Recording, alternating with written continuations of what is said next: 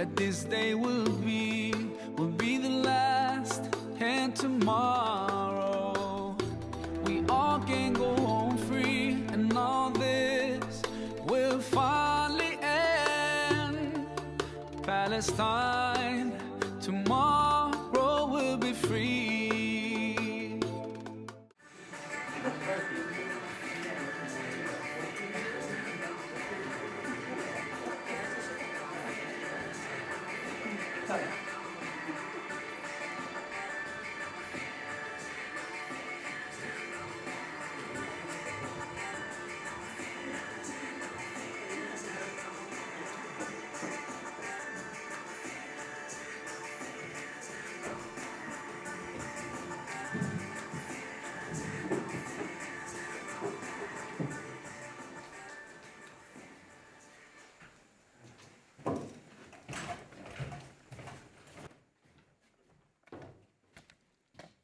Good evening, everybody. Welcome to the Gaza Monologues. Thank you all so much for coming out tonight. Thank you to everybody who's joining us via the live stream. And huge thank you to everybody here who made this event possible on a really short time frame.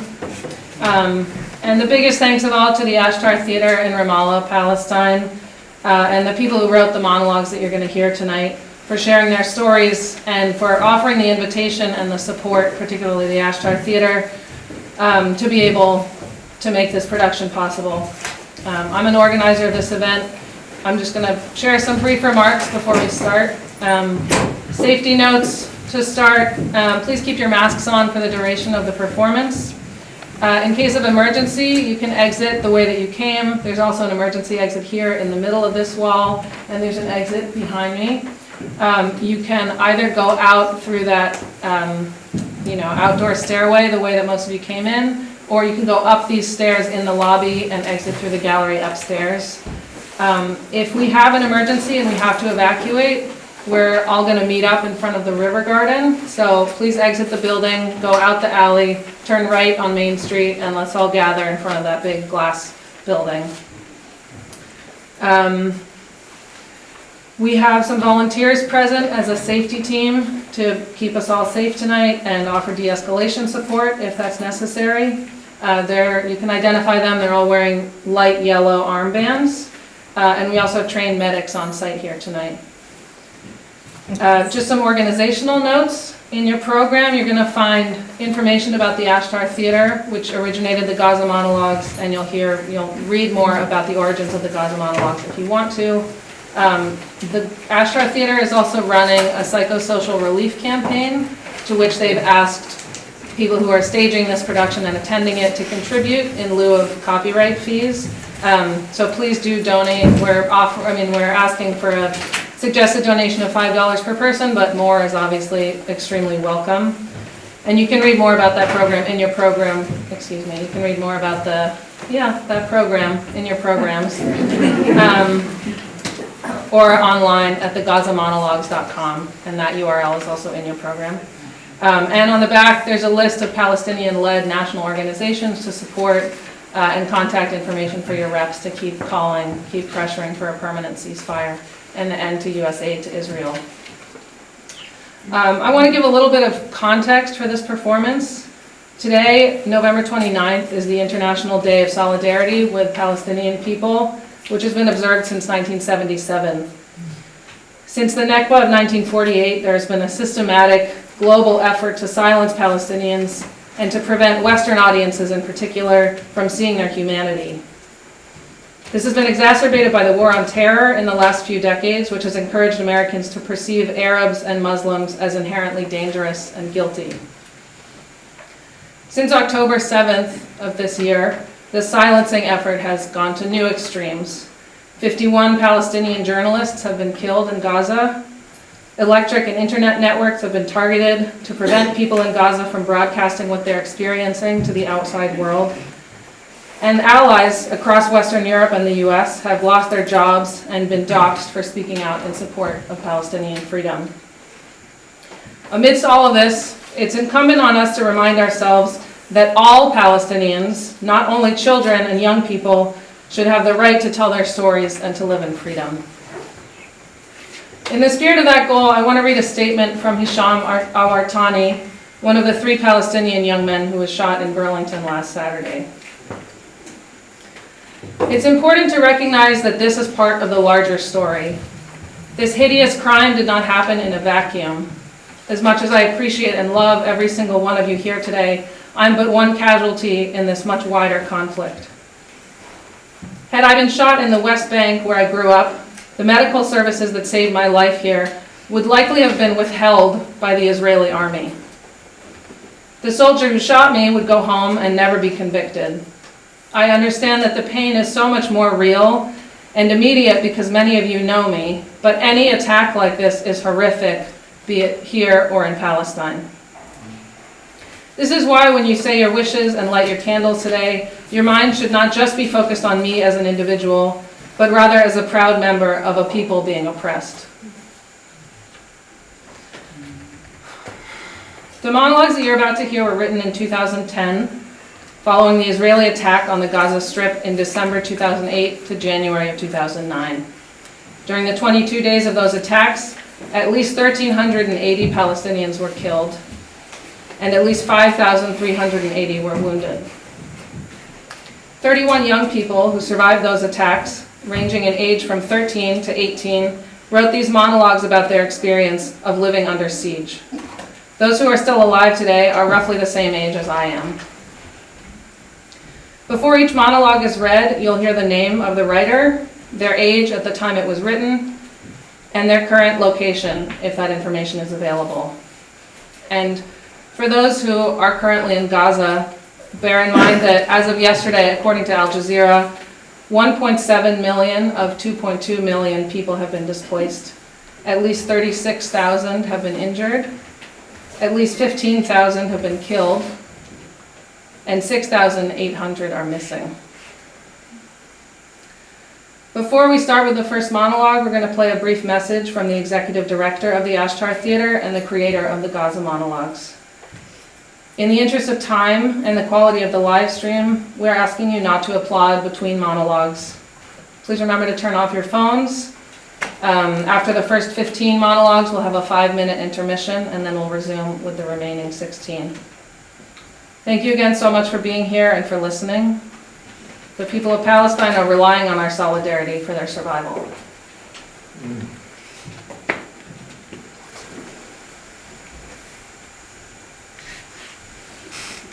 Hello, old and new friends of ASHTAR Theatre and Palestine. I would like to thank you all for being with us on this call. I am Iman On, co-founder of ASHTAR Theatre, creator of the Gaza Monologues.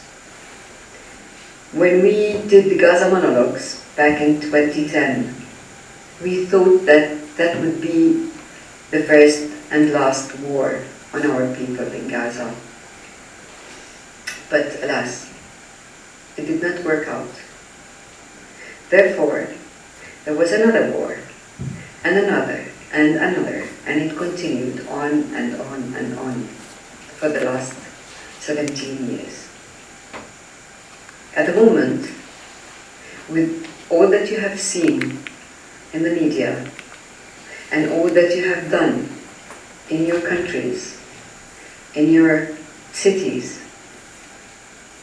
still nothing on the ground is being changed. We, as a small company in Palestine, we're trying to keep the voice of the people of Palestine and of the people of Gaza heard. And therefore, we are calling upon you that these monologues, they do not only go into your hearts and minds, but that these monologues will become a paveway for a real change, a real pressure on your governments to take action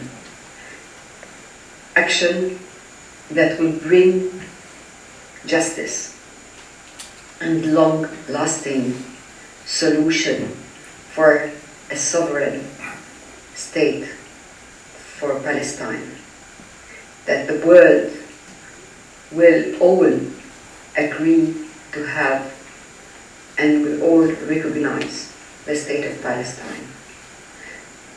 Because through peace and with peace, we can all live as regular people. Thank you. Thank you for being with us on this call, and we are all together to save our humanity.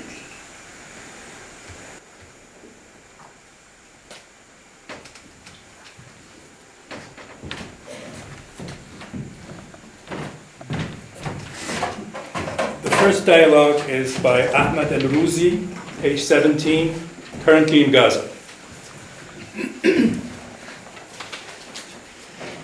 Before the war, I used to feel that Gaza was my second mother. Its ground was the warm chest I could lay on, and its sky was my dreams, without limits. The sea would wash away my worries. But today I feel it's an exile. I stopped feeling it's the city of my dreams. In the war, the main electricity pole was hit by a huge rocket. All my uncles were at home with us, and the electricity went out. But there was another line working near to the house. I went to our neighbor and asked him for an extension so we could connect to the second line. Once we were connected and our house was lit, he came to take the extension back. We had a huge fight. In war, everyone thinks about themselves. During the war, a lot of people had 20 bags of flour and never had a shortage of gas, whilst others didn't have a piece of bread. They were asking their neighbors for bread, but they wouldn't give them any. Most people locked up their things under lock and key and decided not to give anything to anyone. But others were good and helpful. Back to our topic. We didn't agree to return the connection to him, even though it was his extension that we were using. And for the first time, I realized how bad we can be. We were punished on the spot. The house next to ours was bombed and split in 2 pieces, and half of it fell on us. We left the connection and electricity and ran away to my uncle's house next to the municipal park. My uncle's house is close to the government building, and in the evening people started saying that the building would be bombed. And if it was bombed, my uncle's house might disappear from existence. We sat there not knowing what to do or where to go. My dad kept reassuring us, "Don't worry, don't be scared, nothing will happen." We stayed like that till midnight. We kept hearing rockets and explosions, and my dad kept saying, "Don't worry, don't be scared." But suddenly he said, "Follow me, we're going back home." And he started shaking. All of us started shaking with him. My mom started screaming, and my uncle was in really bad shape. Anyway, all of us ran away in the middle of the night with my uncle's family. We ran home. Couldn't believe it when we got home. Till today, I don't remember where we slept or how. The important thing was that we were away from that building. We found that our neighbor had taken the electricity connection, and we spent the night in darkness while his house was lit. I felt he was right to take his connection back. After that, my dad got a connection complex He bought 3 electric cables and 6 gas bottles, 2 electric pans, 20 neon lights, 20 packs of candles, 6 packs of matches, 10 packs of wire, 6 flashlights, and 2 boxes of batteries. We're living in war, and we have to be careful till things get better. I got a complex worse than all others. It's as though I was generous before the war, or maybe I didn't know the value of things, because I couldn't believe that there would be a day when I couldn't find a drink of water or a piece of bread. But after the war, I became super careful with everything and anything. I started barely sweetening my tea. And if I broke a loaf of bread, I wasn't allowed to finish it. I lost my appetite, and I became really economical. My dad says, Ahmad always has his pocket money. Of course, because I take it and I save it in case there's another war. I feel like I'm married with 10 kids. I'm scared of life, of everything, of the smallest things. I'm always worried. I feel that all of Gaza is sitting on moving sands. Any madness you can imagine can happen in a second in this place. And a lot of dreams may come true too. It's a strange city with no logic. China is now a third of the world, and they all work but can barely make enough shoes and shirts for Gaza. Gaza consumes everything, and the world attacks it, but it keeps pretending nothing is wrong. Actually, Gaza is full of poverty, and there are people who pick their food from garbage. The tragedy is that things keep getting worse. And the biggest tragedy is that there's nothing to stop that happening. Every pit has a bottom, except Gaza. I dream of living one day in freedom. And I don't think that's a big dream.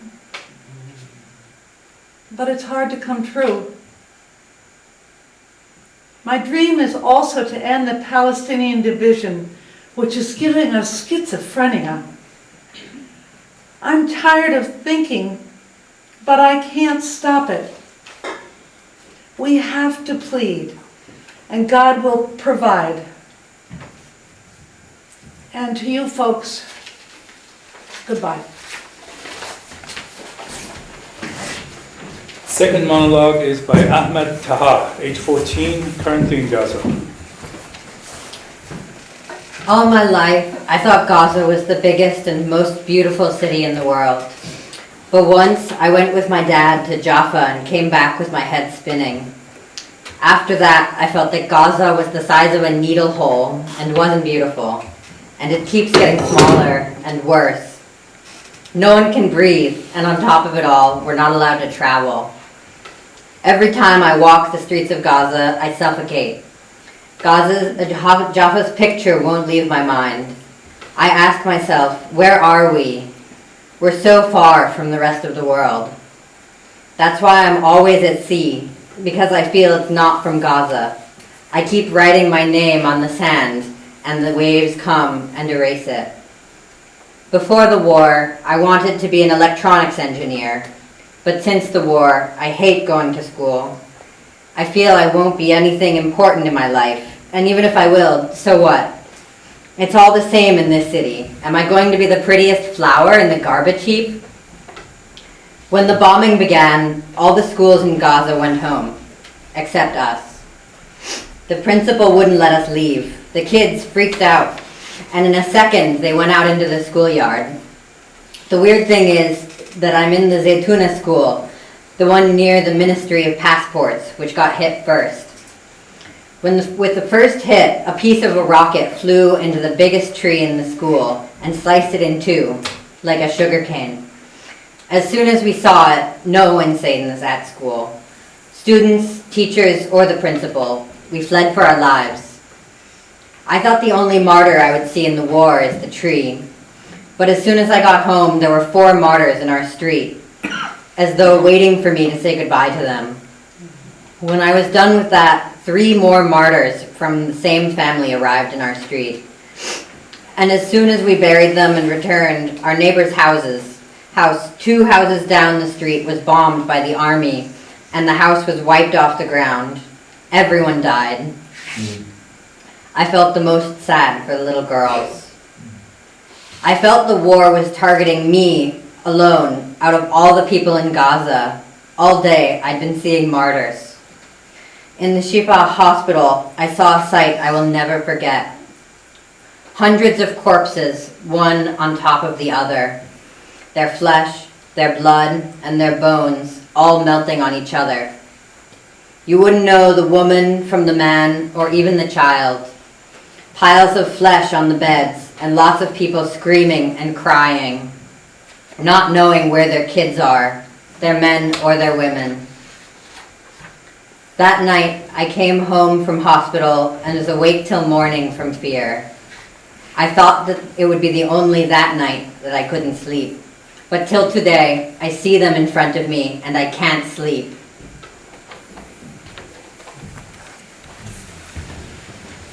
Third monologue, Ashraf Associ, age 16, currently in Gaza. All the neighborhood kids loved him. He was calmer than a breeze. He would take his pocket money from my father and give it to me. Everyone loved him. His friends came and he went with them to school. They went out running like butterflies, flying off the ground like the world was created for them. The Israeli planes were in the air. The sound of the helicopter was like a monster waiting to pounce on its prey. A car of wanted men was driving around Yarmouk Street, and the butterflies were near the car. The butterflies didn't know that this car would be the fire that would burn them. A rocket fell on the car. My brother Tariq flew 5 meters off the ground. He flew higher than the car, then came down walking. Nothing was the matter with him. The ambulance came and took the corpses. People told him to get into the ambulance, but he told them, nothing is the matter with me, and he kept going to school. 100 meters later, he put his hand on his heart and fell down a martyr. I was in the street waiting for the school bus, and my sister told me to go see what's going on. I did, but I didn't see Tariq, and I went on to school. While I was in class, my uncles came and told me, you'll take 3 days off of school. I didn't suspect anything, and we got in the car. My uncle told the driver to turn off the news, and then I started getting suspicious because my uncle loves the news. We got home, and there was a big crowd of people around. Before I went down, I saw my father sitting on the chair crying. It was the first time I saw my father cry, and he was holding the picture of my brother, Tariq. I asked him, Dad, was my brother martyred? He said, God have mercy on his soul. The ambulance brought him from the hospital. We all ran to him to say goodbye, and he was sleeping like an angel with the book that he'd been carrying still in his hands. My father refused to let us go with him to the cemetery, but I got in the car and went and said goodbye to him and read the Fatiha prayer on his grave. I kept going for 3 months every day to sit at his grave and talk to him. At night, I stare at his picture in the room with the hero martyr Tariq written on it. Since my brother was martyred, I got used to sleeping in the bed alone. We used to sleep one on top of the other, legs on top of heads. Sometimes it felt like all our limbs were just jumbled together. But today, I have a bed by myself. I'll never forget my brother. Number 4, Ala Hajjaj, age 14, currently in Gaza. I feel like running in the streets till my headscarf flies in the sky and I fly after it. Sometimes I feel like being totally crazy, but I can't. It's the first time I say things like this. Maybe they're not the kind of things I say, or maybe they're the things I can't express, or I'm scared to express. Why do my parents treat me like this? I look at the girls my age, how they're living their lives, and I envy them. I wish I could be like them in their confidence and their freedom. I wish a ship would carry me to a distant island and throw me on its shore, far away from the world, from everything, especially the war. Speaking of the war, all the war was one pile, and Mom was the other. I'll never understand why my mom kept describing things to me that I'd already seen. She and I were standing on the balcony. They bombed our neighbor's house, and one of the neighbors died. We saw how the house was destroyed and how the corpse flew onto the street. And you can imagine what happened to the family after that. Did it end? No, it didn't. Mom started telling me about how our neighbor's house was bombed and how our neighbor flew from the house like she was talking to someone who hadn't been standing with her. And on it went. Stories from Mom all through the war, and I was the only listener. We'd be sitting watching TV, and they would say there was bombing or destruction in some place. The report would be 15 minutes long, but Mom's repeated report would be 2 hours. She'd talk about the report like I hadn't been with her. I started to doubt myself. Had I been sitting with her or not? I swear, I was there. I was really there. I was sitting next to her.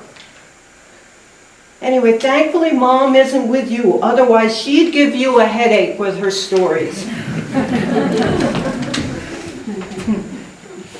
Number 5 is Amani Al-Shurafa, age 16, who is currently in Turkey.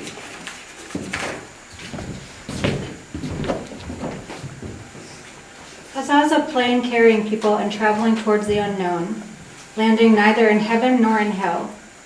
No one knows when it will land, and people may stay suspended like that for twice my lifetime. All days here are the same. There's nothing new. The simplest thing is that dreams and wishes are hard to make true in Gaza, especially if they're like mine, to be an artist, singing and acting and playing music. In Gaza, the only music is that of death and dancing on wounds. If I go abroad and study directing, how would society look at me? After I graduate, would the country be like now or worse? Everything for me is foggy and unclear, like people's faces on Friday at the Ferraz market, and like the day the war began. The first hit was at the Ministry of Passports. My friend and I came out of an exam. It was the first day of the first term exams. We sat in front of the school gate talking and waiting for the rest of our friends so we'd go home together. Suddenly, there was a series of explosions. I was in shock and felt that I was going to die. We ran away and I was really scared. I saw the women running and screaming and beating their faces. And I had no idea what was going on. I felt I couldn't stand on my legs and the world started spinning. I fainted and stopped feeling anything. Then I woke up to my friend's voice shouting, "Amani, for God's sake, wake up." When I woke up, I started crying, not knowing where to go or what to do. An older girl helped me and took me home. As soon as I arrived, my mother took me in her arms. I was very tired, but at that moment, I rested. I needed to fall into someone's arms. The hardest thing is to feel that your moment of death is near. The war was a black ghost that covered Gaza's day and night. It imposed its hell on people, on the earth and sky and air that we breathe. After the war, I had a breakdown. A big, wild wave overtook my soul. I was thinking I wouldn't be able to come out from under it. but it was like a hand was extended to me through the theater, a rubber ring that pulled me out from under the wave. Today, I feel a comfort that I haven't felt in a long time, and I hope I can always stay like this. Number 6 is Amjad Abu Yassin, age 17, currently in Gaza.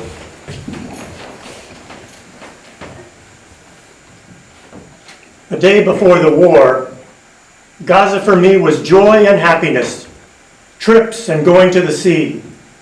Life seemed to be happy, and I wasn't thinking about anything. I had one dream, that Gaza would develop in art and sports. I felt that everything was fine except these two things. But it turned out nothing was fine. No art, sports, health, or safety. It's all the same. Gaza stopped being the city of my dreams because my dream is to be an actor. Am I going to be an actor for 20 people in Gaza and wait till the border opens?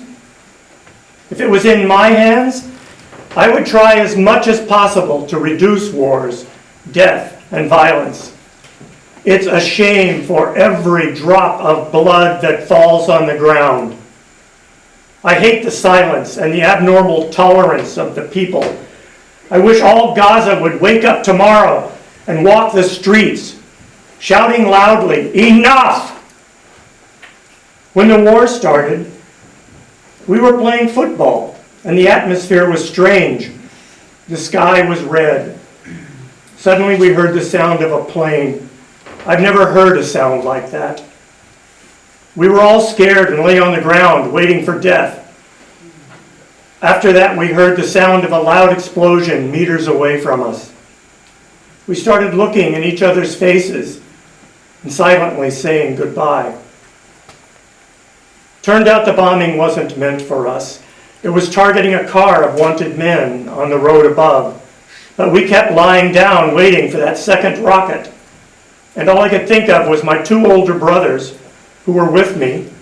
I was more afraid for them than for myself, and I think they also felt the same way. I carried my sports shorts and ran away from the field. As I ran, I stepped on a piece of shrapnel. I took it out of my leg and went out onto the street and saw them. They were 3 martyrs. You couldn't make out their features. The first one's legs were on fire. He was looking at me and I at him. Among everyone there, he was warning me about something. I didn't understand. It was then I knew he was warning me about a car that was fast approaching us. Then I knew the real meaning of death. And instead of being 3 martyrs, they could have been 4. I was shocked at the scene. I stood there watching. And when I woke up after passing out, I ran home. The war came and went, and we're still living it. The victims are always the poor people who have nothing to do with anything. Even when there's an earthquake or a flood in another country, the victims are the poor people, as though there's a universal conspiracy against them. After the war, everyone started lying to everyone. Lies, cheating, dishonesty, deceitfulness. For positions and interest, the leaders and powerful people commit slaughters and crimes without batting an eyelid or feeling any guilt. Poor people get poorer, and the sick ones sicker. I've lost trust in all mottos. The biggest speech from the biggest leader is bullshit. All speeches in the world don't warm up a cold person or someone sleeping in a tent after the war. The crisis is that the whole world is watching us, as though there's nothing going on. And they're still making speeches. 7. Anas Abu Aita, age 15, currently in Morocco, working as an actor. Since I was a small kid, I've dreamt of being a famous football player. I believed I would fulfill my dreams, but today there are a million obstacles in my path. Before, there were no playing fields for adults or even kids.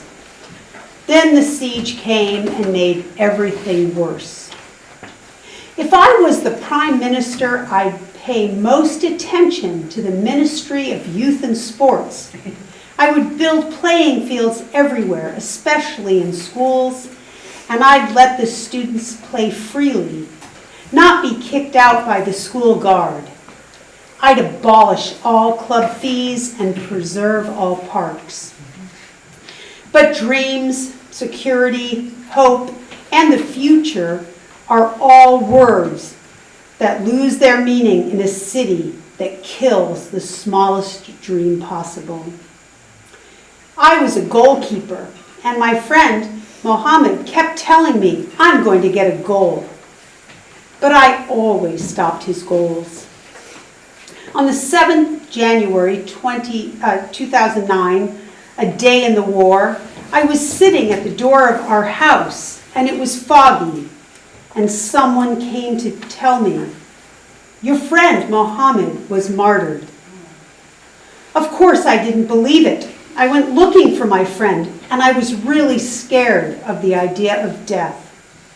I got to the mosque and saw the closest friend in my life, Mohammed, wrapped in the flag of Palestine and torn into pieces. I cried a lot, and I was sad because I couldn't hug or kiss him, and I started holding him. We took him to the cemetery and buried him, and I kept sitting there telling him I loved him, and I was really upset because he left me alone in this world. As I was leaving the cemetery, there was heavy bombing. I felt that the angel of death was following me and not leaving me alone.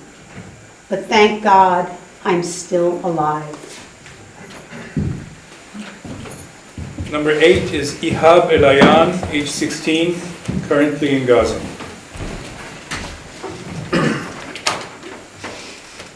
From when I first became aware of the world, I've had limited thinking.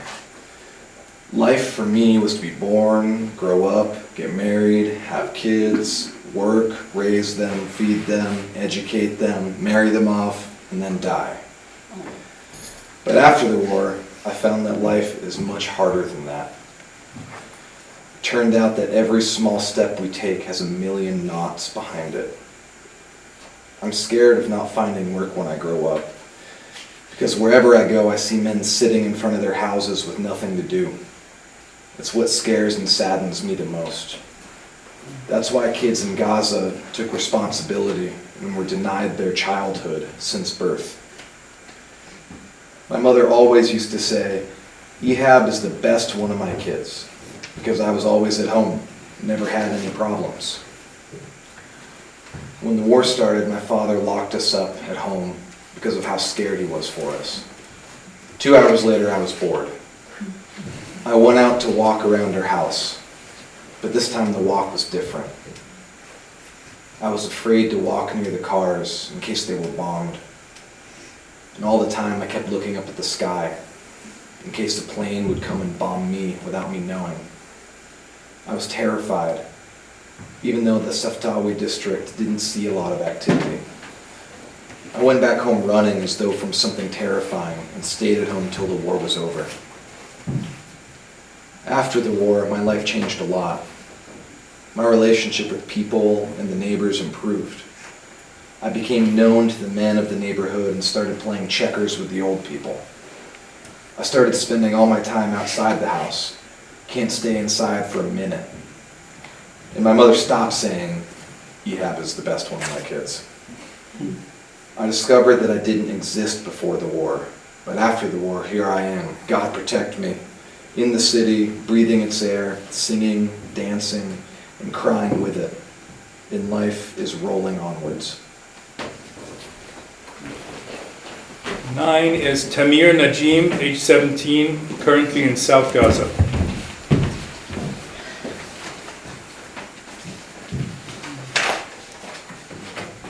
Gaza is a matchbox, and we're the matches inside it. When the war started on Gaza, all the media was focused on us. Al Jazeera, Al Arabiya, and all the satellite channels were focused on Gaza, and the occupation wouldn't leave us alone.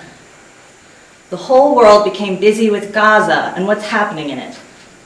Suddenly, Al Jazeera wrote, "Breaking news, death of Mohammed al-Hindi." And it wasn't normal, because that Mohammed, he's my uncle, my mother's brother. It was the first time I see the screaming move from live broadcast on TV to the house.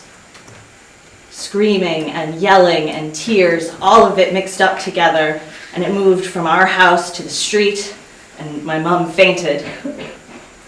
A while later, the phone rang. It was my second uncle calling to tell us that Mohammed was martyred. He didn't know that the whole world knew the news. This television is awful. Before a person is shot as the bullet is on its way to his chest, the television has already broadcast the news. But these days, all the channels are sitting idle, praying to God to send another war on Gaza so they have work. Anyway, we all started crying bitterly for my uncle and remembering him and talking about him. We kept talking about him for a long time. Then it started getting less because death became normal in Gaza. After the war, I stopped caring whether I live or die. After what we saw in the war, I don't care about anything because I think each day I live is the biggest bonus. All of the life I live after the war is extra because I could have died at any second. You know I'm sick of the city, even though I love it. And I'm sick of the people, too. Sometimes I feel like I know the 1.5 million who are in Gaza. There's nothing new. The same day is repeated every day. I feel like traveling, like changing scenes and faces. As soon as I wake up every morning, I see the electricity pole in my face. I wish I'd wake up one day and not find it there. Each day, Abu Ibrahim stands at the door of the supermarket, and Abd the bean seller is selling his beans, and Abu el-Abd is sitting at the door of his house, afraid that his house would run away. Ibrahim is standing with Hassan. I know the taxi drivers, one by one. I know who goes to the beach and who takes you to the city. It's soul-draining. The only hour that's different in my life is the one where I come to theater practice. It became my work and mission. I wait for it impatiently. Without the theater, I would have gone crazy. When I grow up, I want to be a big actor. I've loved acting since I was a kid. But any institution that I used to go to when I was a kid threw me out a few days later. But this time, it's different. 10th monologue is Taima Okasha, age 13, currently in Gaza. Macaroni, mujadara, noodles, and cans of all shapes and colors. Made in Morocco, China, Sri Lanka, Pakistan, Somalia, and the date of expiry doesn't matter. In the war, all the streets were filled with empty cans. A lot of kids wounded their legs on the empty cans. The occupation was leading a war on us in the earth and sky, and we had declared a vicious war on food. We used to eat 100 times a day. Whenever we opened our eyes from 6 in the morning till the next day, 6 in the morning, we'd be eating. I thought only our house was like that, but when I asked, they told me all Gaza went crazy for food. I thought the state of war and the scenes of martyrs and destruction would affect people's appetite for food, but it seems the state of fear, horror, and worry makes people more hungry, and they eat more. It could also be that the whole family was at our place, especially the girls. They competed on who could make tastier food, and my poor father couldn't keep up, carrying bags of food of all shapes and colors. The food we ate in 20 days of war was enough for a year. And the problem was, every time I said, I don't want to eat, I ate more. When I grow up, I want to be a journalist, or a lawyer, or a prime minister. A journalist so I could photograph the beauty and simplicity in Gaza because I love it. I love its salt, sand, and air, and I can't imagine living anywhere else. A lawyer so I could defend all the deprived and mistreated people in the city because I don't like seeing anyone suffer in it. And I wish I could be the prime minister so I could force law and order on the city because that's where the solution begins. 11 is Rawand Jarur, age 13, and currently in Sweden. Relax, girls. Don't be scared. This is the sound of aimless shooting. That's what our teacher said as soon as the bombing started. After a while, her mobile phone rang and she spoke a few words only. 120 martyrs? She smashed her mobile onto the floor and told us, "Go home, all of you." As soon as we went out into the yard, we saw our parents, some of them in pajamas, some of them in their undershirts, and some barefoot. We were very scared. My two sisters and I kept waiting for Dad, but he was really late. So we decided to go home by ourselves, even though it's a long way. On the way, I saw something for the very first time. A martyr being carried on a coffin wrapped in the flag of Palestine, with banners around him and people crying. But the weird thing is that the funeral barely had 30 people in it. Funerals of martyrs usually have thousands. Then I felt that there really was some big catastrophe going on in the country. I got scared for Dad. I didn't want him to come get us because I was scared he'd be hit by a rocket. I was also scared of dying, and I didn't want to die now because it would be a catastrophe if I died and no one came to my funeral. I started running home and people were running around us like doomsday. No one knew where they were going because the sound of rockets didn't stop. Every few seconds, a rocket would fall and shake the ground. I felt that the streets were not the same streets, nor were the people the same people. Strange sights, sounds, and smells.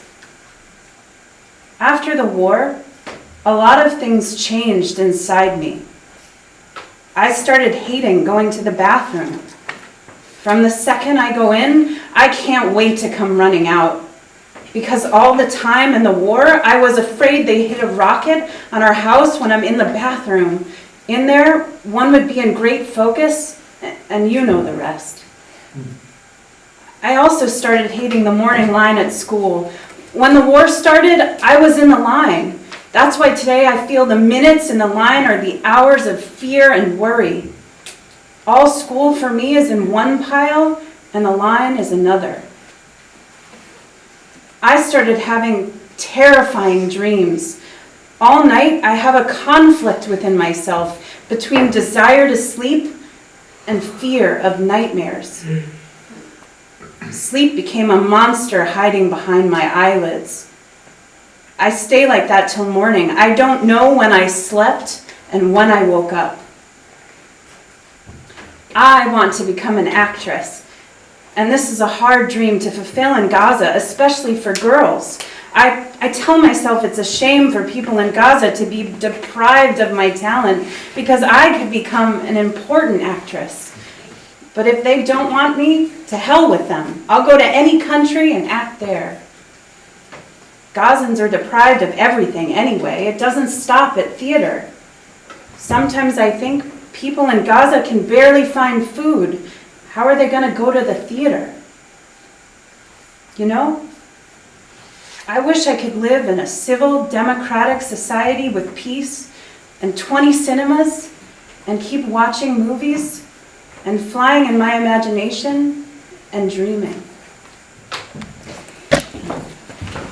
12 is Reem Afana, age 14, current location unknown. When I was young, I used to feel that I was the happiest child in the world. But the more I grow and my mind grows, the more my worry grows, because I start to understand things that I did not. I started to know the meaning of a deprived child. The thing that upsets me and makes me cry the most are children's tears. All children in the world, regardless of their nationality, religion, or color. When I grow up, I want to be a pediatrician. And that's the hope that gives me a big push in life, even though I'm fed up, bored, and sad because Gaza doesn't have life anymore. Yesterday, I was sitting in school and I heard the sound of planes. I got really scared. I wanted to run away from school. I felt I was going to die because I remembered the war. The scenes of war don't leave my mind. On the third day of the war, my family was sitting together, talking about what was happening in the war, and my grandmother was reassuring us so we wouldn't be scared. We were actually calmed, even though the sound of rockets didn't stop, but my grandmother's warm voice was calming us. The phone rang. The lines never caught in the war, so when we heard the sound of the phone, we were happy. Hello? Yes? This is the Israeli Defense Army. You have 5 minutes to clear the house. It's for your own benefit. You have been warned. I couldn't stand on my legs anymore. Everyone in the house started yelling. My grandmother was the first one to run away. It was the first time I'd seen her going so fast. My dad held me and my sisters and told us not to be scared. He was pulling me to leave, but I was going to die if I didn't take my teddy bear with me. I felt that I would betray him if I left him under the bombing. I escaped from Dad's hands and ran to my bear, took him in my arms, and left. We all got far away from the house and sat down to wait for the 5 minutes. They were the longest 5 minutes in history. They became 10. We felt like they were years that passed. I was in a whirlwind. Thoughts and dreams were thrashing about in my head, and the world was spinning. I felt that the dream of being a doctor was very, very far away. I held the bear and remembered myself when I was small, how I was always laughing. I want to go back to being small and stay small. I don't want to grow up. But the only thing that comforted me was the love of people who didn't leave us for one moment. Gaza is full of love. 13, Rima El-Sadi, age 15, current location unknown. I was 9 years old when we returned from the Emirates. It was the first time I visited Gaza. The car was moving along the street and I was looking out from the window. I didn't like anything in the city. When we stood at a traffic light, a lot of kids came to the car begging, selling gum and biscuits. Then I hated myself and I wanted to go back to the Emirates. Since then, I have lived in Gaza and will not leave it, even if they give me a choice between it and Paris. Because I discovered that the love inside it is enough for the whole world, and that places are in their people, not in their buildings or views.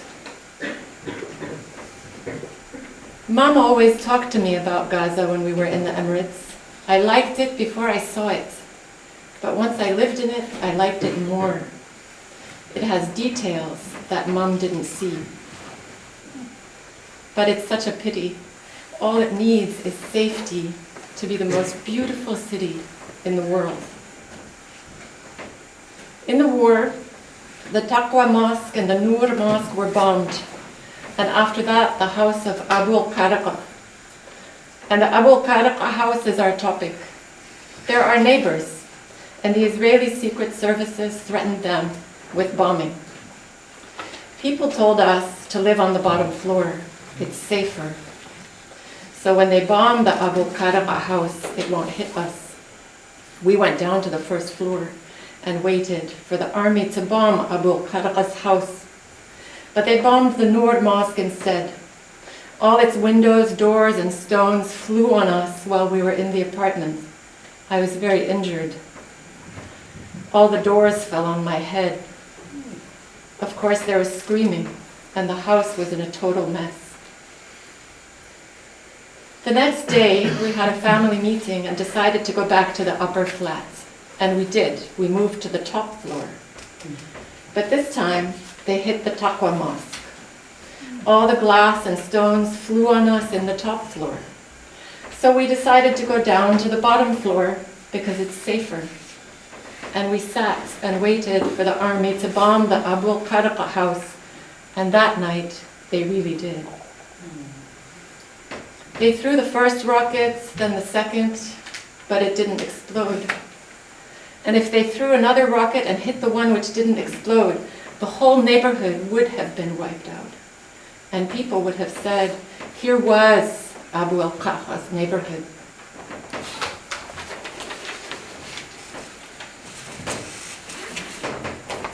"14 is Sami al-Jarjawi, age 16, who is currently in Gaza.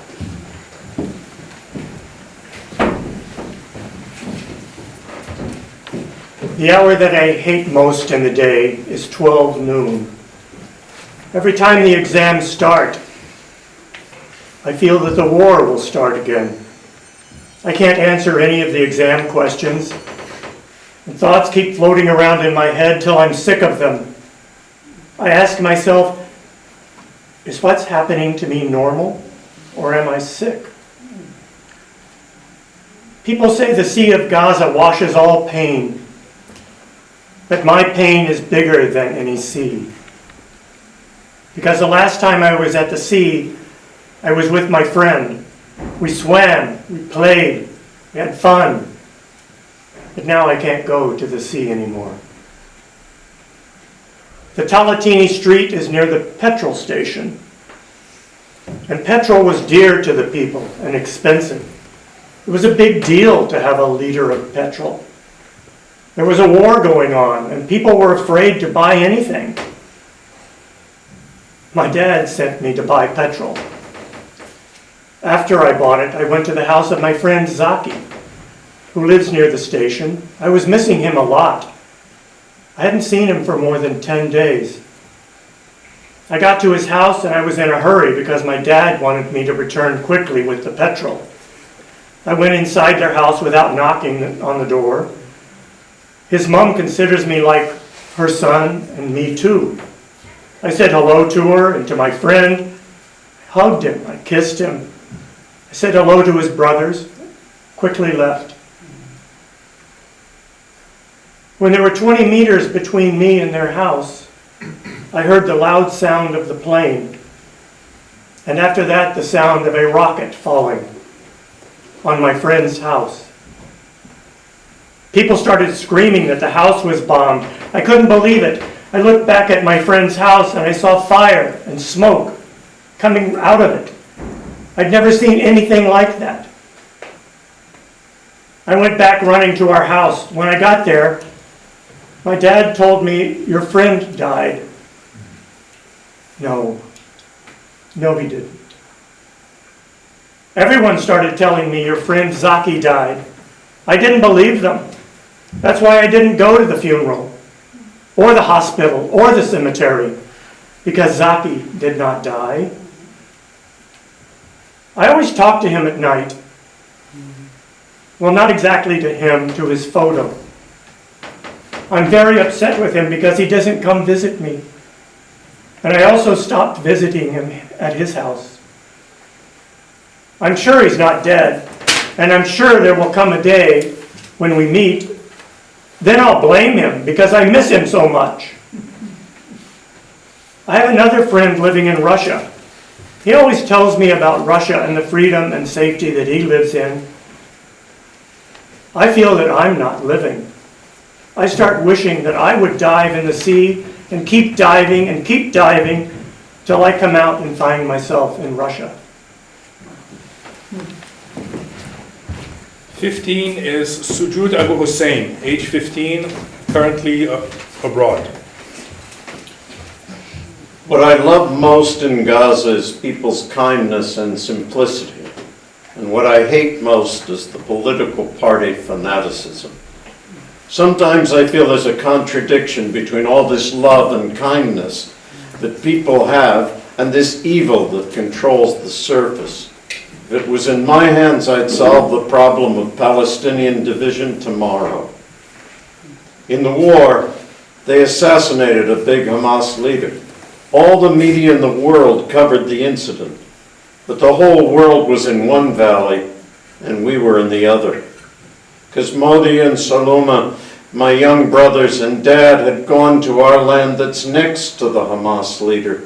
We called him 1,000 times, and as usual, the Jawal mobile lines wouldn't go through, which stressed us out even more. Mom started pacing the balcony like a small bird from whom they've taken her children. She imagined that the balcony would somehow rescue Modi and Saloma and Dad. I was really stressed. I started crying. I went down to my aunt. My aunt started soothing me. She lied to me and told me that she had called them and spoken to them. I knew that she had not spoken to them, but she was holding me and crying, and I was crying too. When I went up to our house, I saw that Mom was still pacing the balcony. I forgot to tell you that Modi and Saloma are 5 and 7 years old. They used to sleep in my arms, and my soul was connected to them. I felt at the time that my soul was going to escape, and I would die. And honestly, only then I felt there was a war on Gaza, because I was busy with the computer all the time, and that day was the first time I lived the war. An hour later, there was knocking at the door of our house, and Dad came back with Modi and Saloma. As much as I loved them, this was the first time I felt how much they were really dear to me, how much I couldn't bear to be parted from them. I put them on my lap and kissed them like for the first time I held them. And Mom stopped pacing on the balcony, and was the first time I felt that she loved Dad like this. After the war, I started thinking, why are we all like that? Out of the whole world.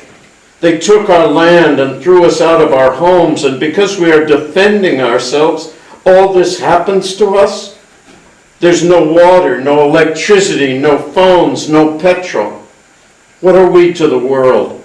Aren't we human? It's by Suha al-Mamluk, age 15, currently in Gaza.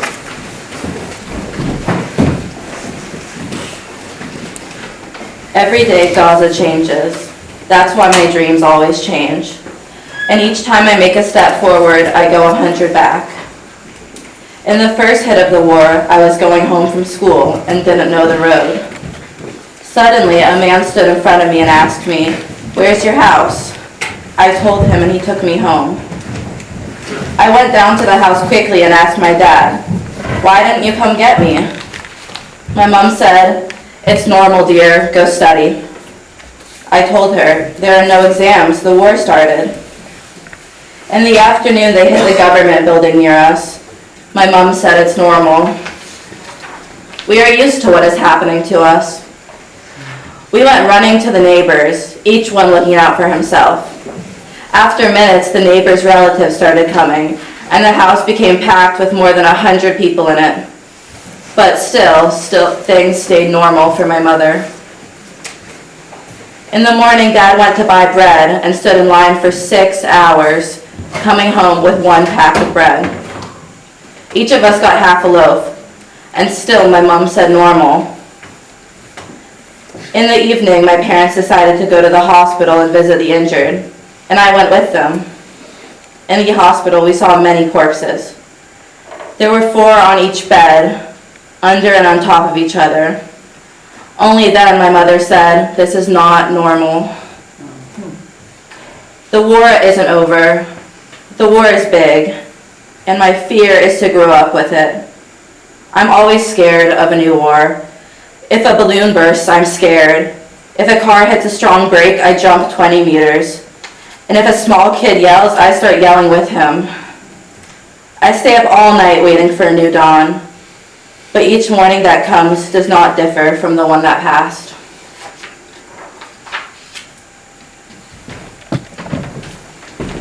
"17 is Ali Al-Hassani, age 15, currently in Poland. The thing I love most in Gaza is that it's not like the other countries. Other countries have lots of problems: famine, siege, division, occupation, bombing, destruction, and death. But we have none of these issues. That's why I love Gaza a lot. Especially that the sewage and the streets are clean and people love one another. Prices are cheap, everyone is happy, and the fish are healthy and do not swim in sewage. And that I definitely will not die of hunger, poverty, or a heart attack that half my relatives died from because of so much happiness. I want to tell you a big secret that I'm holding in my chest and hesitating to say since I started speaking. The secret is, I, my dear folks, am the reason for the war on Gaza. You might be surprised as to why, because I never had a dream that didn't come true. One night before the war, I dreamed that the war started and our house was bombed and I was the only survivor. The next day, at 11:25, the airstrikes began on Gaza. The first shock I got in the war was when the strongest teacher in school, the math teacher, hid under his desk in fear from the first second.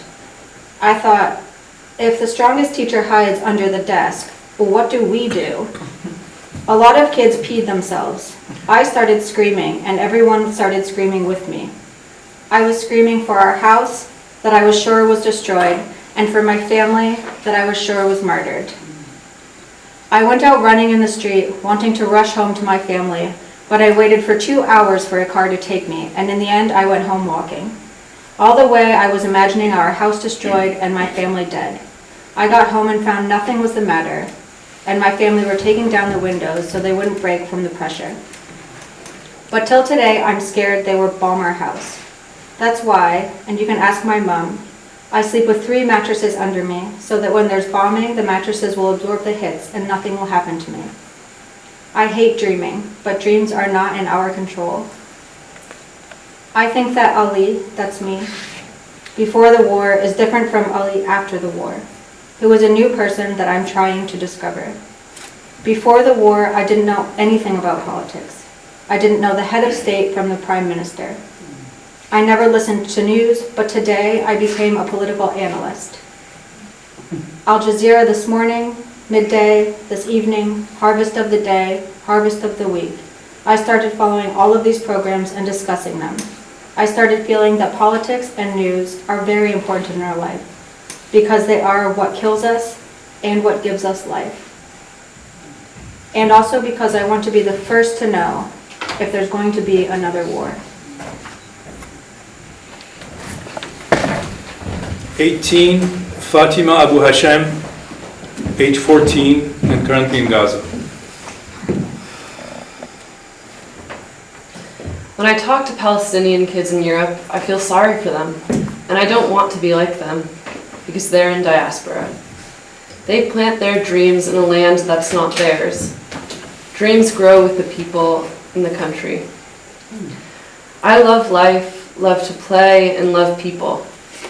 I wish I could be the president of Palestine for one day, so that I can enrich love and peace between people, end the hatred and spite in their hearts, and end the internal division. This would be my first presidential decision. But unfortunately, I'm not the president, and that is why there was a war. The war opened up with bombing like rain. We came running out of the school in fear and found the whole world was running in the streets. People were looking for their sons and sisters and mothers. Everyone was running with their heads raised to the sky. Honestly, they looked strange. I saw one of them from a distance wearing pajamas, barefoot, and running. When I first saw her, I didn't recognize her, but when I got close, wow, that's my uncle's wife, the chic one who doesn't leave the house without looking top-notch. Then I was sure the war had started. It's been more than a year since we've been talking about the war. We lived it and continue to live it each day in detail. Because the TV, the phone, and the doorbell are all things that remind me of the war, and I don't like them. You know, I even threw away my mobile, and I'm most scared of being alone. I think, what do I do if the war starts and I'm alone? Who will protect me? And when I'm with the family, I start to think of how I would protect them. I had a big dream, to become an actress. But this dream started shrinking slowly because people in my country don't look at an actress in a positive way, even though acting is important and allows me to relay a picture of the suffering of my country and society to the world. I have a second dream, if the first doesn't work out, to be a journalist. The third is to make a family that I love and who love me. The fourth is for us to be free and for the flag of Palestine to fly freely. And the fifth is to see people happy without death, destruction, deprivation, or war. And the sixth and last is for me to finish this monologue and come down from stage. 19 is Fatima Atalla, age 14, currently in Gaza.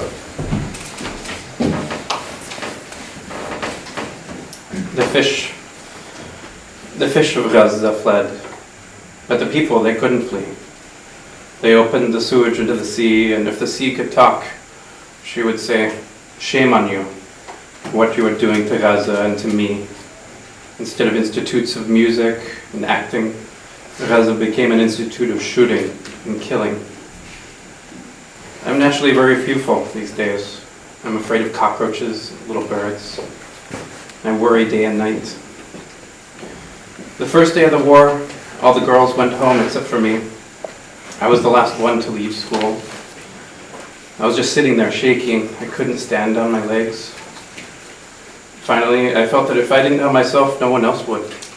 So I gathered up my courage and I stood up, shaking, and walked like a storm-swept tree, all of me trembling. People were walking near me, but no one took notice of me. The sounds of rockets grew louder and the horror in my heart grew deeper. Usually the distance from school to my house was about half an hour, but that day I got home in just 15 minutes thanks to the fear. I was the most scared I've ever been. Every second I thought I would die.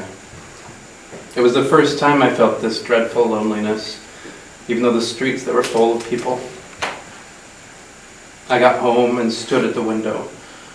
A rocket fell right next to our house, and I flew off the ground, was knocked off my feet onto my back. For the whole war, I couldn't stand being near windows. I started sleeping in an interior room without windows. I think I'm still scared today, but I pretend that I'm not. 20, Mohammed El Umrani, age 15, currently in France. Gaza, the warm arms and the fire of hell. Horror, fear, death, and destruction, but this time our area was safe. Every time the occupation attacks, they hit us first, but it looks like this time they got bored of our area and wanted to make some change, so we got lucky. I used to spend the whole day sitting on a chair watching people running away from their houses towards the borders, carrying their belongings, sons and daughters, and going west. Some of them were carrying their kids on their shoulders, their mothers on their backs. Where they were going, you don't know, till all of Gaza got squeezed into one area. Then the distance became tighter, and they started running away from the mosque, and it got tighter and tighter till they got to our house. I said to my father, "What? Is it our turn now? Where will we go?" My dad insisted that we stay at home and said, "A person who leaves his house loses his dignity." I said to myself, "Kid, stay put. You're not better than others, and whatever happens, happens." All day I would busy myself with food, and sometimes we'd go fill water with my cousins from the pipes in the street. It was about 1,000 meters away from the house. We used to take the donkey cart of Sabri. Him and his brother used to come with us to help. All the way he would tell us about his heroic acts and his horse, and how he would go to the wilderness and hunt birds with the slingshot.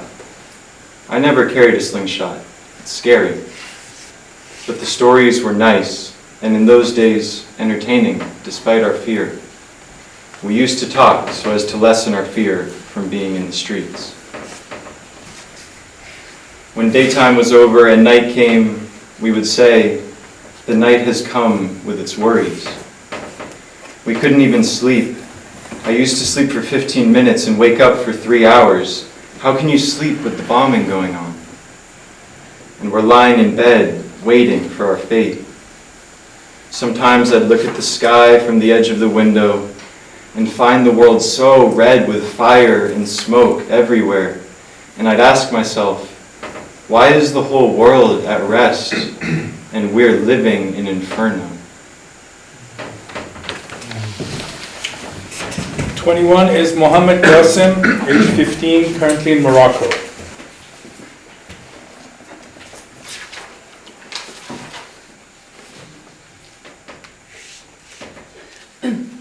My grandmother and I were home alone. She was telling me stories about the days of our country, funny stories and sad ones. But she never told me a complete story because she always had to go to the bathroom halfway through. My grandma spends half her time in the room and the other half in the bathroom.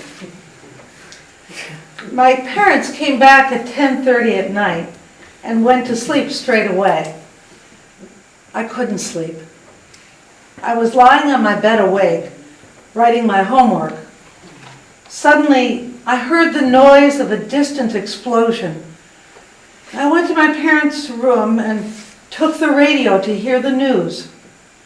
I woke my father up and told him I heard the sound of a strong explosion. He said, "Be quiet and go to bed. It's just aimless shooting." Anyway, I went back to bed and the electricity was out. Suddenly, there was a huge explosion that shook my world. I pulled my blanket and covered my face, and something fell on me. I raised my blanket off me with all my strength, and it was the frame of the window that had fallen on me. The blanket was full of glass, and our entire house was full of black smoke. It was the day they hit the workers' union right next to our house. But that's not the point. The point is the stupid things that happened, which I can't find an explanation for. First, the world was on fire, and we all felt we would die. But my grandmother was looking for her false teeth. She was afraid that when she died, people would find out that she had no teeth, like they don't know already. Second, the house was full of smoke. But my father lit a cigarette and smoked, as if we needed more smoke. Third, my uncle called to make sure we were okay. My father told him that we're all fine, thank God, but that all the windows of the house were broken except one. My uncle told him to break it, and my father did. I don't know why I'm telling you this story. All I know is that we're living in a cage, a prison, like an encaged bird who wants to come out, but he's besieged. Kids are dying in front of their mother's eyes. Hearts are crying for them and screaming in the loudest voice, but no one hears. No one's heart softens, and no one seems to care.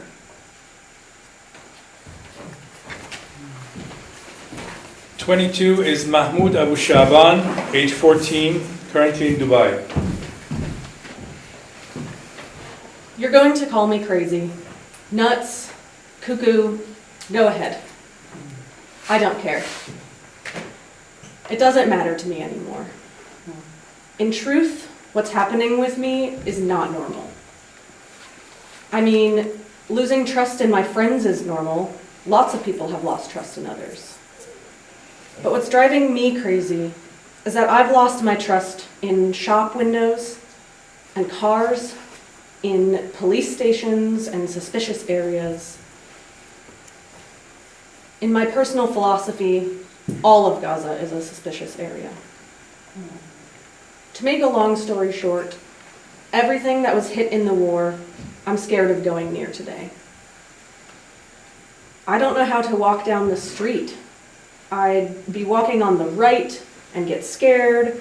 Then I'd move to the left, but I'd be scared. So I'd go back to the right and stay in that whirlwind. Where am I supposed to walk? In the middle of the street? See, on the first day of the war, I was in my brother's shop that sells computers and mobile phone accessories. A medal fell on the floor, and my brother asked to hang it up. Suddenly, while hanging it up, I heard the sound of rockets, and the glass fell on me and injured me. I was scared. I wasn't scared for myself, but for my brother. He was also injured. He was worried about our family. He told me, go up to the house and make sure they're okay. I went up the stairs and I wasn't scared. I made sure they were all right and they were all fine, thank God. I walked up the street to find out where the explosion happened. We heard a lot of explosions. Gaza became like a black night because of the smoke. But still, I wasn't scared. I forgot to tell you that my brother had a cup of tea in the first explosion, which fell from his hand and broke. Do you think it was because of fear? 23 is Mahmoud al-Balawi, age 15, and currently in Gaza.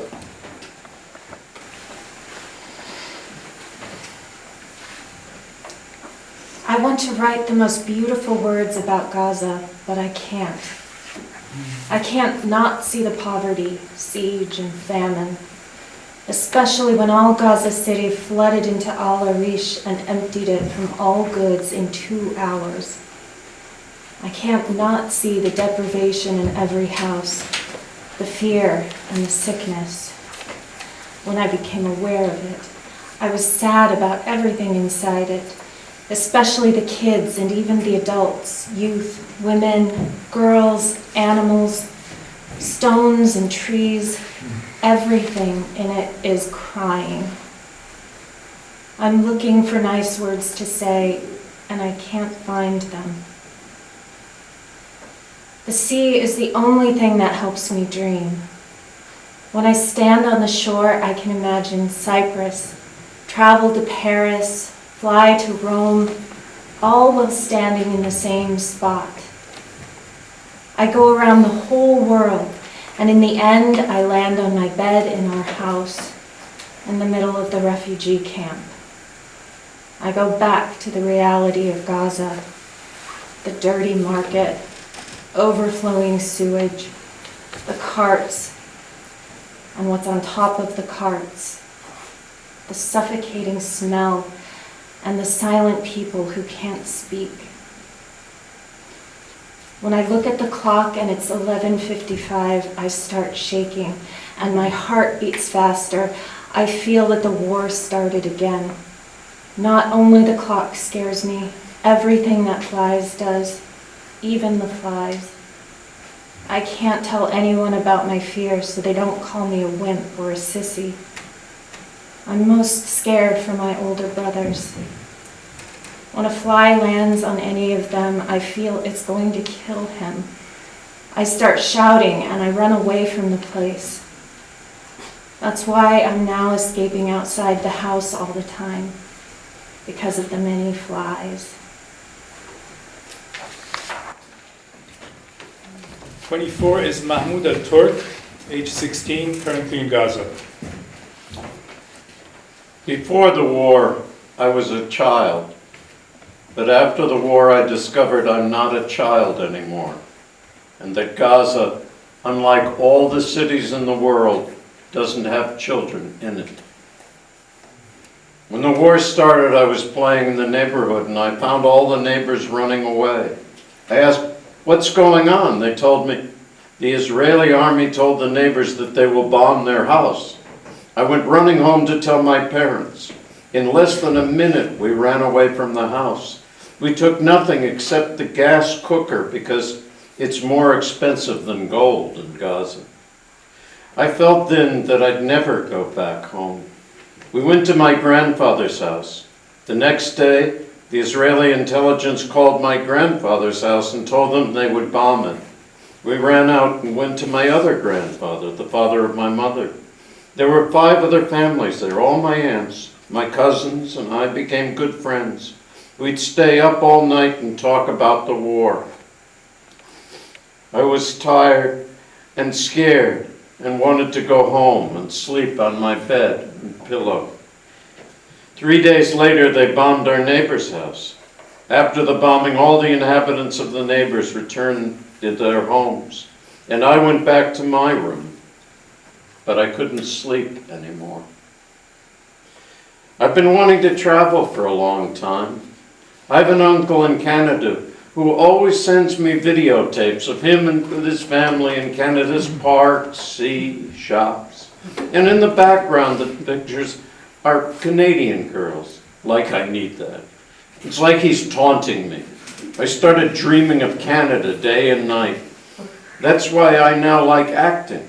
I tell myself it will work out with me and I'll become an actor and travel to Canada and become a Canadian, marry a Canadian, and have little Canadian children. What language do they speak in Canada? Never mind, I'll learn Canadian. And anyway, I don't care. They won't know I'm an Arab in Canada since I'm so blonde and blue-eyed. 25 is Mahmoud Afana, age 15, currently in Morocco. If you want to call me a coward, do so. Because after the war, I don't answer any kid who swears at me or even hits me. I'm just sad. I leave him and walk away. Before the war, I wasn't like that. The flying bird would avoid me. Why did this happen to me? Because honestly, after I saw so many kids dying in the war, I started to feel that all of us are going to die. It's just a bit delayed. I said to myself, kid, you're a lot bigger than that. I started to feel I was 100 years old. The war ended on the ground, but it's still there in my head. I want to be like any child in this world, not in the world, at least in Jerusalem. When I chat to my cousins who are living in Jerusalem on the net, I feel that they are living their childhood, and they don't think like me at all. I'm scared to tell them what I'm thinking, so they don't think that I'm weird. I pretend to be listening to them, and I lie to them. They didn't live what we lived in the war. My family, and that of my uncle and grandfather, all went to live at my Uncle Anan's place because it was far away from the war, and it was a safe area, or so we thought. The next day, there was a bombing on the street next to my uncle's house, and the wall behind the house collapsed. The third day, my uncle, at whose house we were staying, went to buy beans and falafel for breakfast. When he returned, he parked the car at the door of his house, and before he went down from the car, a rocket fell on him. The upper half of his body fell on the asphalt. And when the ambulance came, they took out the lower half from the car. The paramedics went and collected the upper half in a plastic bag, and they took him to the hospital. Everyone started wailing and screaming, and my mother started asking God to bring him back safe. I don't know. Was she lying to herself or to us? Of course my uncle didn't come back, and he won't come back safe. 26 is Mahmoud Najim, age 16, currently in Gaza. For the first time, the streets of Gaza were clean. There wasn't a paper or a cardboard. People were collecting the paper from the streets to use it for baking because the electricity was disconnected. My mom didn't want to bake, and she asked me to bring bread from the oven. The queue at the oven stretched from Gaza to the West Bank. People would line up for 8 hours to get their turn and take half a pack of bread. In seconds, a Palestinian rocket launcher was erected in the area, and in less than 1 second, the Israeli plane started bombing it. People began running in all directions, and the ambulances came. People started falling dead. Others were injured. I was in shock, and people in the street started telling me, "Thank God you're safe." Anyway, I went back home without the loaf of bread, and my mom yelled at me. But till today, she doesn't know why I didn't bring any bread.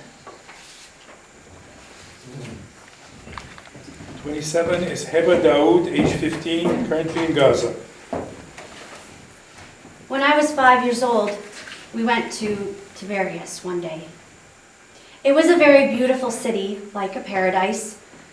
As we were going home on the bus, someone called the driver and told him not to take Jerusalem Road because Sharon had entered the Al-Aqsa Mosque. Only then I realized that Tiberias is not ours. I'm in the Ramal School near the Ministry of Passports, which was first hit by the war. All the ministry fled into the school. All the girls started crying, except me. I was laughing.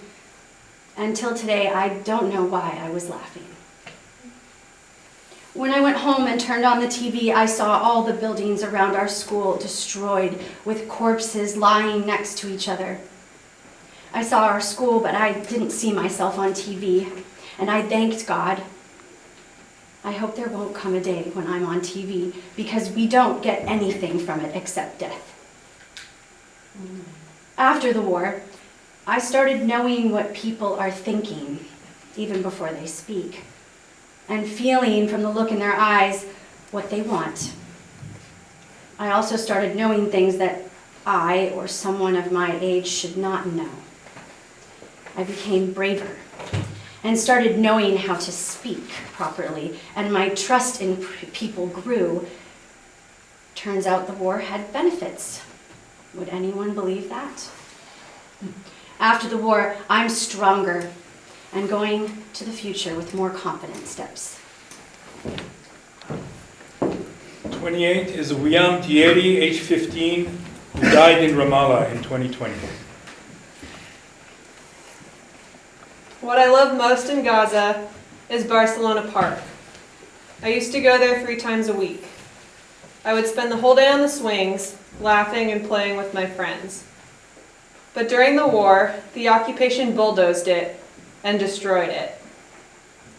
I went to visit the place and started crying. I remembered where I used to play and where the swings were, and my laughter with my friends. I want to be a lawyer so I can defend the people that have been victimized. And you won't find more of them than in the Empire of Gaza, because I feel that Gaza is 100 countries and 1.5 million presidents. The tanks got to our house at 5 in the morning. Mom started gathering things from the house, and everything turned upside down in a few seconds. Everyone started yelling and carrying what they could, and we went out running in the streets, not knowing where to go.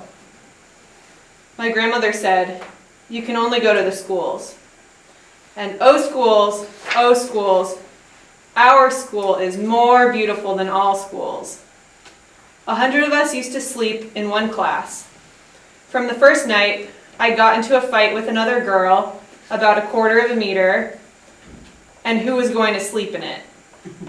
And I don't know how we slept on top of each other like a mountain of old, discarded, forgotten clothes.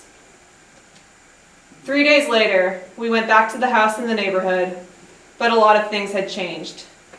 The neighborhood wasn't the same, and the people weren't the same either.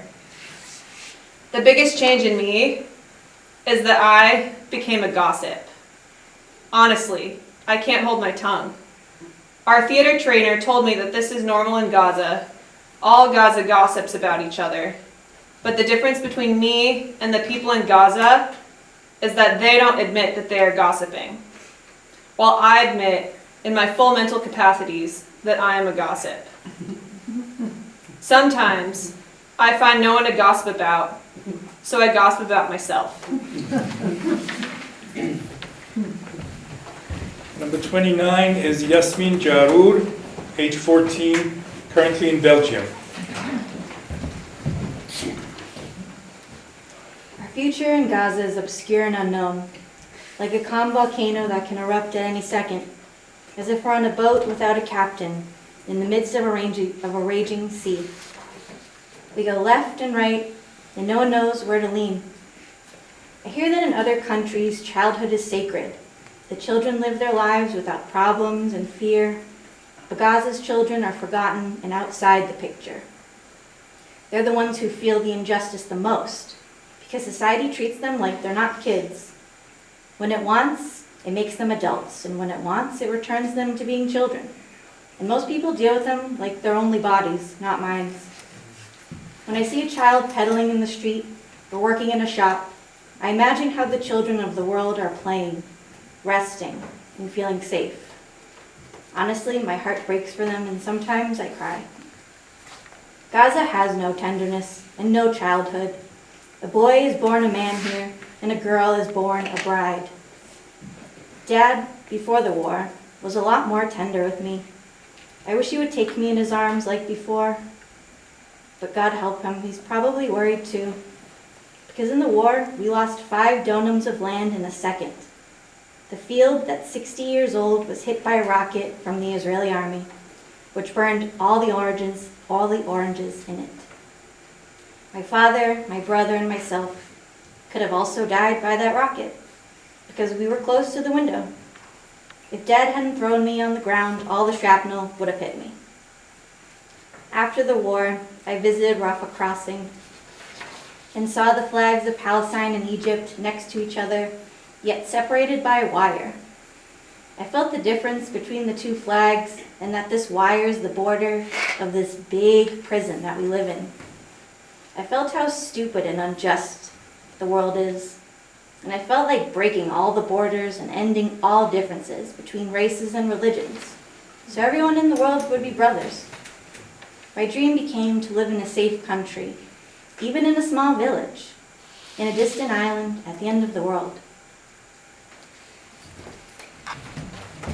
30 is Yasmin Abu Amir, age 14, currently in France. I want to be a specialist in the science of metaphysics, what is behind nature. You know why? Because I think that Gaza itself is behind nature. And I get so much from my presence here in Gaza that I'd like to transfer my skill to others. The Shoah camp is always the center of events. Each time the occupation wants to invade Gaza, they pass by our house. When the war began, people left their houses thinking that we would be hit. It would be normal in this case to leave our house. Everyone was calling my dad to convince him to leave the house. My brothers from Algeria, my uncles from the States, my uncles from Ankara. The whole world was begging my dad, and he wouldn't budge, refusing to leave. 3 days with my mom having packed the house stuff, and we're in suspended travel mode. We want to go to my sister's house because it's safer there.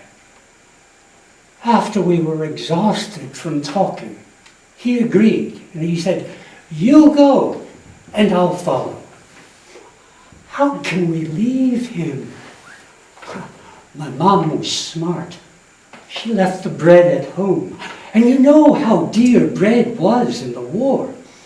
As soon as we got to my sister's house, she called him and said, "Salman, we forgot the bread. Bring it to us." And Salman fell in the trap and brought the bread, and we wouldn't let him leave. The next morning, when we woke up to a phosphorus bomb that fumed the street, We all started crying, our tears falling because of the phosphorus. The bomb was easier on us than Dad's taunting. He said, I told you, let's stay home. It's better for us. There's no place like home. And on it went.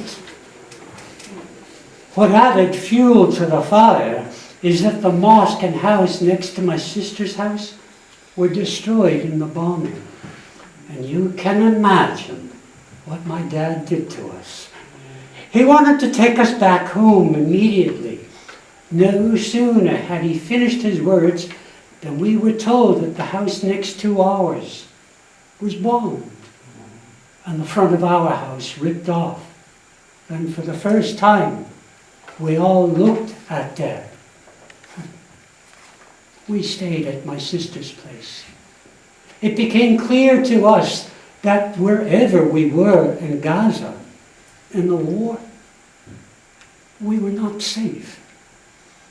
After the war, I started to always dress in a very clean and tidy way so that if I die, I would die a nice death. But it would be the biggest problem if I was hit by a rocket because I'd become 100 pieces and I'd like to die in one piece. Ah, Gaza. And Gaza's dream? Our dream has become to die a good death, not live a good life.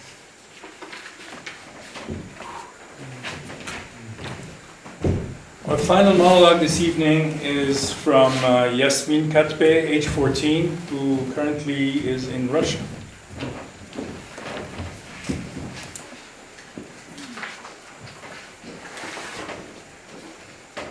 When the war started, my mom, my brothers and sisters, and I were in Russia, which made me always worried about Dad.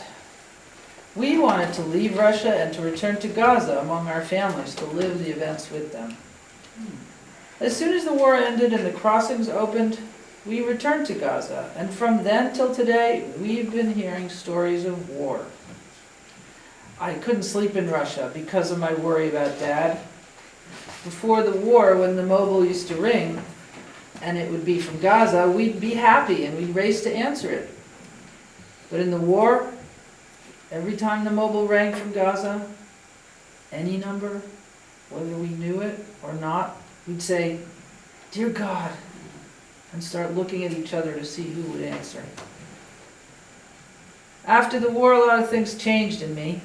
I started seeing things differently. I began to like the city. Life became more beautiful, and so did I. My friends changed, and I made older and more mature ones.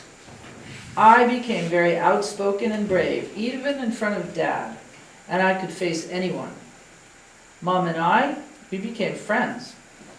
A lot of times we'd stay up at night and talk about everything.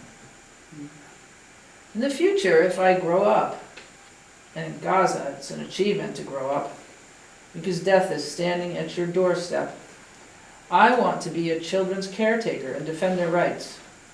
Because I feel that the children of Palestine are born as old people. A kid can be 6 years old and yet be supporting a family.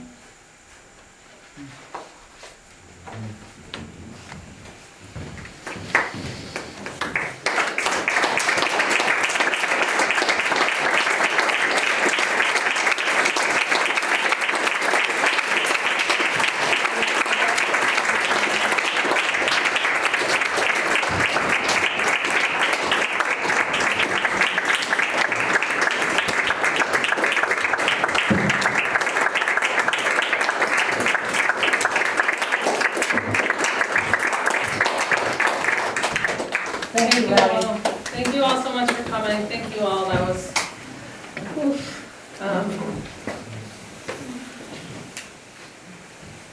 yeah, thank you. It wouldn't have happened without this young woman.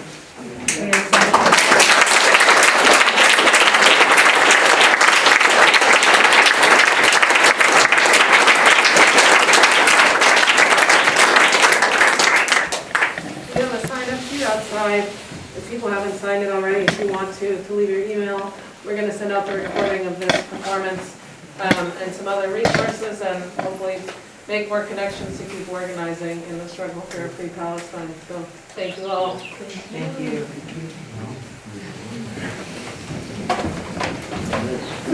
Thank you all, you performers. That was phenomenal. Thank you very much. I feel scared, but I won't show my fears. I keep my head high, deep in my heart. I never have any doubt that Palestine tomorrow will be free. Palestine tomorrow will be free. I saw those rockets and bombs shining in the sky, like drops of rain in the sun's light, taking away everyone dear to my heart, destroying my dreams in a blink of an eye. What happened to our human rights? What happened to the sanctity of life and all those other lives? I know that I'm only a child, but is your conscience still alive? Oh, yeah.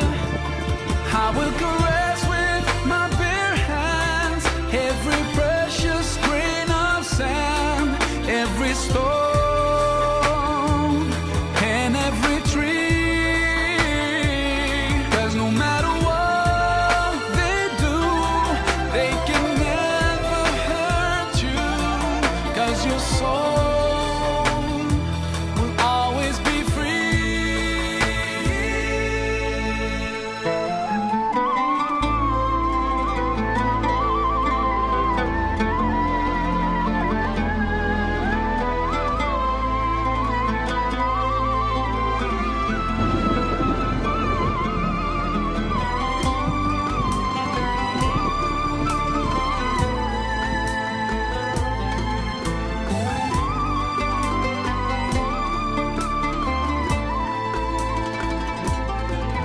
Palestine tomorrow will be free.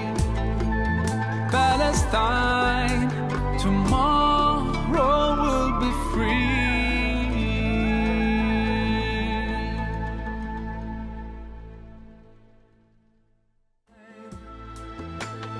Oh, yeah. I will caress with my bare hands every breath.